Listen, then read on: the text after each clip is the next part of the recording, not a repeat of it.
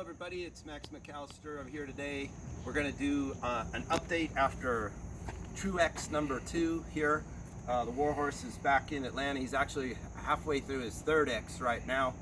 I don't have a microphone on because in a minute we're going to talk with Chuck, so to make it so that we can both talk, I won't have the microphone on today, or my lavalier here. So the things we had to do during this pit stop that to work on an upgrade, as most of you know, the AM/FM antenna on the motorcycle is just useless, and you almost can't get any radio stations anywhere. So we're trying a crazy experiment on Chuck's bike here, if you want to check it out. We actually went into the guts of the problem is this is your AM/FM antenna, but it's buried in the top of the saddlebag in the guts of the motorcycle up underneath the trunk, which you know, I'm not sure how anybody thinks that at Honda thinks that would get reception, but it doesn't, and it doesn't work. So this looks like crap, but we've pulled the antenna out at great effort, and we've just got it out here with the most skyward least block that we can get. Now I've got Velcro on the bike in a couple places, so he's going to test it here, and if it's working fine, which already in the parking lot, it's infinitely better than it's ever been. And then we'll move it in and see if it still gets better, decent reception. Then we're going to try it on its side. I believe it has to be facing up, but anyway, we're still going to try it on its side just for the heck of it to see if how that works. So he's going down to Key West and back, and he's going to experiment with that while he's riding. But so that's better. Now, not a problem that's Honda's fault, but his bike has had poor XM radio reception. But we believe it's because we've got the Farkle shelf on his bike here, and we believe it's bothering the GPS reception. So we pulled the GPS antenna out from under the dash at great effort, and there's the Honda GPS antenna. We've got that up on his dash now. Just to make it pretty, I'd had his toll passes mounted real close to his GPS, and that was apparently not working well. So we've relocated his toll passes out to the side of the Farkle shelf because he did some experiments with the toll booth officer, and if he just moved it away from the GPS, it immediately caught and worked. So we're trying that. We did some firmware updates on his Spot X and his Bad Elf. His Bad Elf wasn't communicating well with his cell phone, so hopefully that's fixed. We got him some XM presets, and he loves XM, but he's, you know, it's between poor reception from the antenna, the FM, he's not getting any music, and it's kind of driving him crazy. So hopefully we've found some cures around those things. He's insistent on trying this windshield. Actually, I've never put a video out, but I've got some video footage of this windshield makes the bike just wobble, or not wobble isn't the right word, makes it unstable. And but he's insistent upon trying it. So I've got a video. I've already done the footage, I just haven't put it together. I need to, our people wondered if it was because it was so heavily accessorized that the windshield was upsetting the bike. But we did the test side by side with our bone stock bike. I did video with our windshield, and the bike's rock solid. 2 minutes later, swap the windshield off, go right back out, and the bike just sits there and does this down the highway. It's awful. So I'm not a fan of this. It's a long ride Shields Cobra.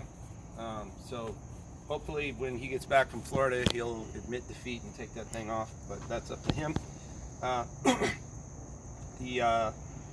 Let's see. It turns out he's mad because this custom tank was supposed to be 6 gallons, and it's only 5. So the Fire Creek tank is, as best he can tell, maybe 5.1, not 6 gallons. So he's kind of bent out of shape about that. We removed the center section of the Rivco hitch because due to the tire shortage, you can't find tires anywhere. He's going to try and put a car tire on the back of this over in Alabama somewhere. I don't endorse car tires, but so we removed the hitch so that he'd have room to try that. We had to adjust his parking brake, little things like that. By the way, come around and look at this rear tire. It's unbelievable. Let me see if I can get down in there close. This is a Dunlop E4 with 18,000 miles on it. That tire has at least 7,000 more miles to go in it. I mean, it's in perfect shape. I'm just stunned at the wear. So kudos to Traxxion Dynamic Suspension, because I've never seen 18,000 miles on a rear Goldwing tire ever. Never mind one that's going to go to 25 for sure. The front's mint, it only has 10,000 miles on it. Let's see. We resupplied him with O-rings and filters and things like that. What else? See if there's any other thing. He's going down to Key West and back. When he gets back, we're going to do an oil and filter change, so that he's set for another loop around the US. And then we're going to install a power distribution module that's helps with lighting control from Pathfinder and SoCal Moto Gear, that will let the cowl lights flash on a 2021 Goldwing. He really wants those lights to flash when he turns his turn signals. So he also noted that those lights are so bright at night that it kind of confuses him. He always feels like there's a car coming up behind him to pass him. So maybe something for the folks at SoCal to maybe put some, something to dim them a little bit, maybe in the future, who knows. But they are extremely bright at night, apparently. Brighter than the fog lights, it seems. See anything else? Everything else was in really good shape, other than having to clean it up. I'm going to get Chuck out here real quick and get you a little talk with him. Hey, come on out, Chuck.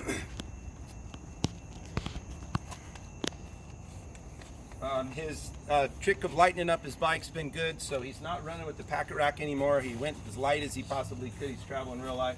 Here's our hero. I love the packet rack. I really do, just for this particular run. We figured out his why his grip had come off twice. We were Gold Strike sent us replacement grips, no questions asked. But we figured out it was from him. He's got short legs, so he pulls on the grip to sling his leg up, and he figured out that it was actually him pulling on it. So we've tried some gaffer's tape to thicken it up under the cage that's gripping on the grip. So we'll see if that little fix holds. I think it'll work. So we're bike's at 31,000 miles right now. Yeah. So he's covered 2.5 X's. 31,569, and 1,600 of those miles are where his 600 test and tune around here, and then 1,000 down to Key West where he started. So he's 30,000 miles effectively into his trip. The couple of adventures I'll let you tell us about. Something happened out in the middle of nowhere, Kansas, where you got a kind of a hole in a big hole in something that was a problem. Here, come on up here. Yeah. It was an adventure, and so what happened? Joe McGuinn saved me, came and pulled me off an hour out to pick me up, and an hour. You're driving along. What happened? So let me see. I'm cruising along and enjoying the turns, and headed down the road, and the engine's still running, but I'm not accelerating. I'm not staying in cruise. I'm slowing down. And so I'm checking around to see what's going on. I can't quite figure it out. I thought, oh no, I've blown the transmission, or somehow the transmission wasn't pulling. I did something, yeah. It was not driving the bike. So slowed down, got off on I hate gravel, but got off on the gravel shoulder and started looking around, and behind me, you guys know what the rumble strips are, big cuts in the asphalt. And I went across the rumble strips to get to the gravel, and I looked behind me, and several of those are filled with my motor oil. Wow. I just must have had a heart attack. I'm trying to think, pop a hose, what's going on here? And I know that some guys will, pinch that O-ring on the DCT filter. Yeah, the cartridge filter. And I said, no, I've been riding too many miles. That couldn't happen. They wouldn't leak like that, though. Yeah, and there's 3 bolts, so I got under there. And everything's just soaking. Well, I can't figure out what bolt is loose. They're all tight. Coated with oil. Where is all this? And I'm just looking around with my iPhone camera trying to find that. And this big bright kind of bronze-looking color. It looked like somebody shot my oil filter with a 30-06. It had a huge hole in it. It's the artery. It pumped that stuff out in a hurry. So you got a hole probably that big? Well, a little, yeah. A You know how giant the fish hole gets in the oil bigger? filter. Yeah. So this, I've seen a photo of it. It's a big hole. I mean, you can stick your finger in it. So I tried to figure out, when Joe showed up to get me off the Oh, road. you had called for roadside assistance and found none. Nobody would help you. The lady on the insurance with Progressive, she was having no luck. It's Saturday evening. It's rally week. I'm 400 miles south of Sturgis. Everybody was shutting early to go to the rally. So last phone call, and I'm trying to call, Joe's Barbecue Grill and Motorcycle Shop, anything I could, and I happened to call Joe McGuinn. Clark's Trikes. Clark's Bikes and Trikes. Clark's Bikes and Trikes. It's in Kansas. You were? It was in Kansas.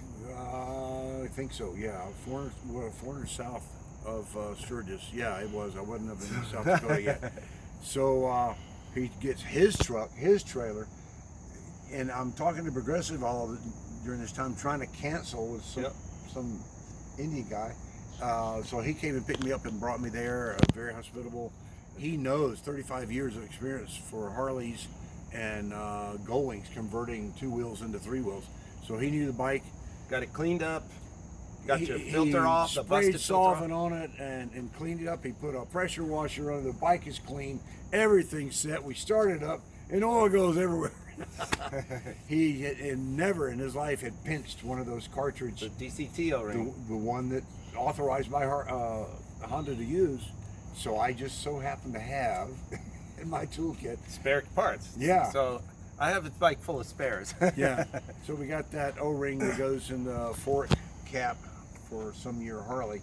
No, for a Honda Goldwing. The older Goldwing. The older Goldwing. And it fit beautifully. Yep. And didn't leak any oil after that. He took it out for a ride, enjoyed it, and he said, I like this because it's got the Healy bars on it. It's set up right. Big save from a guy who did a 120-mile round trip and then stayed late to fix Chuck's bike. So that was one big adventure. So you scratched up my bike somehow. Tell me what you did. Why are you tearing up my motorcycle? I'm doing the Four Corners, and part of the Four Corners is going to the Four Corners Park there in Madawaska. And I went up there and took pictures. Great pictures. Someone had moved the curbing. They've got the mobile curbing a little bit forward, and I parked there and didn't notice how close I was. So someone else wanted their picture taken. I'll get my bike out of your way. So I hopped on it, started it up, turned it, and as soon as you hit the curb, it hit it, and down we went. And yeah, we both jumped on it. Well, I like this. It actually looks like the warhorse has been tangled in barbed barbed wire here, just like in the movie. So that's a pretty authentic looking. It was not intentional. Wound on the horse there. So I've got it cleaned up. It usually takes me an hour and a half just to get the dirt off to where we work on it. And the bugs when you open it up. And the bugs, yeah. We had a nest of bugs coming out. There was a bunch of stuff, yeah, because this time we had the fairings off.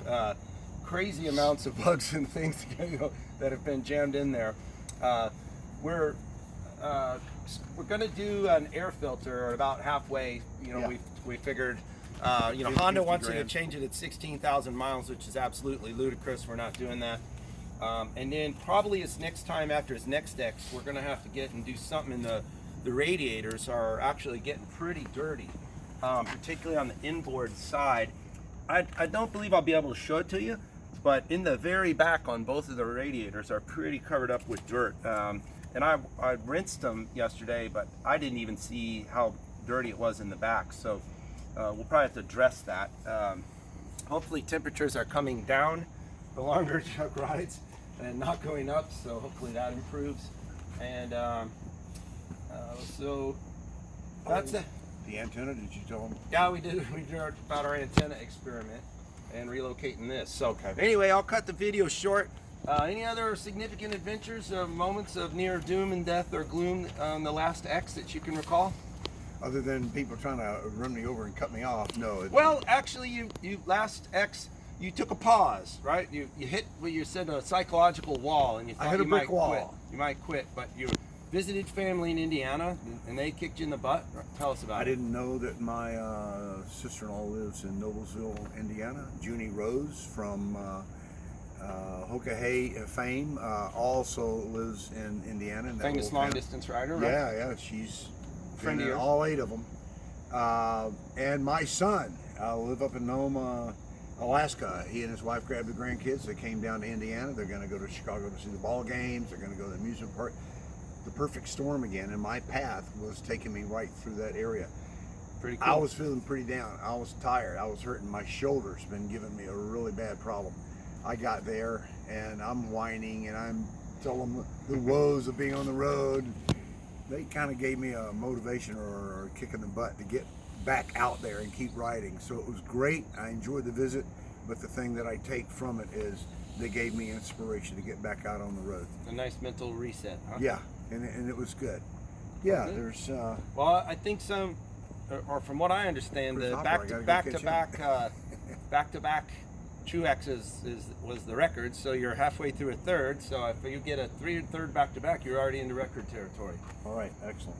Oh yeah, well then our Clearwater light took a lick when the bike tipped over, and the Gold Strike Highway peg took a lick. But all that stuff, this we were able to just tighten up loosened hardware on the highway peg, but this got crunched pretty good. I did a pretty darn good job of fabbing that bracket back into shape for the Super Savina light. But we're gonna order some replacement parts from Clearwater and have them around here for when he comes back. I don't know that they'll be here before Monday, but if not, the next X around. This is certainly doing its job right now. Super rigid, bomb-proof parts. I mean, this bike fell over on this light and it did not break off. It bent, but it didn't break off. So pretty rugged stuff. Well, anyway, that's our update from the second X. Thanks for watching. Don't forget you can track Chuck on Spot X on Spotwalla. There's a link I usually put in all these videos, so you can hit the tracker and see where Chuck's at today. He resets it each time he starts an X. So some people are like, where's all the other stuff? Maybe in the end we'll display the whole map that he's done. And people have asked, why is he going here? Why is he going there? Why doesn't he just take the direct path? It's because he's doing a tour of honor in the 4 corner states. Yes. Hitting significant memorial sites. And almost done with those, right? When I finish in Florida, I'll be done with all the Tour of Honor points that I'm going to see. Lots more for other people to see out there. But so then he's And then going to that go should to be straight straight line X's after that. So you'll see the lines get cleaner and the X's get shorter. So, well, that's this update. Thanks for watching. If you see Chuck out on the road, be sure to wave, say hi. He's apparently people come up to him from all over. He'll just be at a gas station. They recognize the bike. And people come up and talk to him. So he's got a lot of celebrity status going out of this all over America. So thanks for watching. We'll see you soon.